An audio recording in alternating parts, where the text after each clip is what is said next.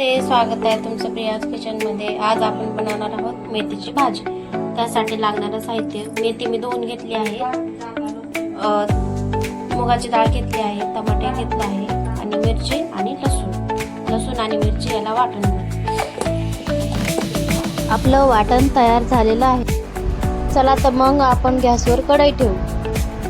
कढई गरम झालेली आहे, यामध्ये थोडंसं तेल टाकू।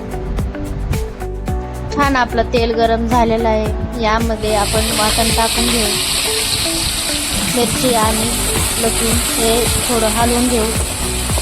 हे छान तेलामध्ये फ्राय झाल्याने भाजीला पण खूप छान चव येईल, लसणाचा वास सुटेपर्यंत। यामध्ये टमाटर टाकलेला आहे, ते परतून घेऊ छान मऊ होईपर्यंत। आता मेथी टाकू। मेथी छान तेलामध्ये परतून घेऊ।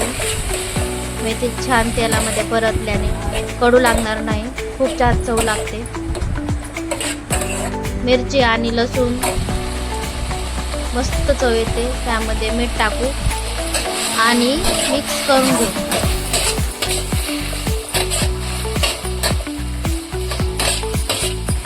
मुगाच्या डाळीमध्ये पाणी टाकून याला हाताने चोळून धुवून घेऊ।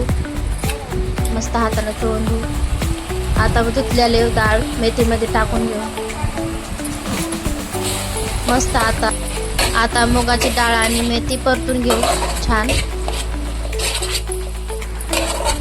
मेथीला पाणी सुटतं, शिजताना पाणी टाकायची गरज नाही आणि आपण याला स्लो गॅसवर 10 मिनिटं शिजायला ठेवू।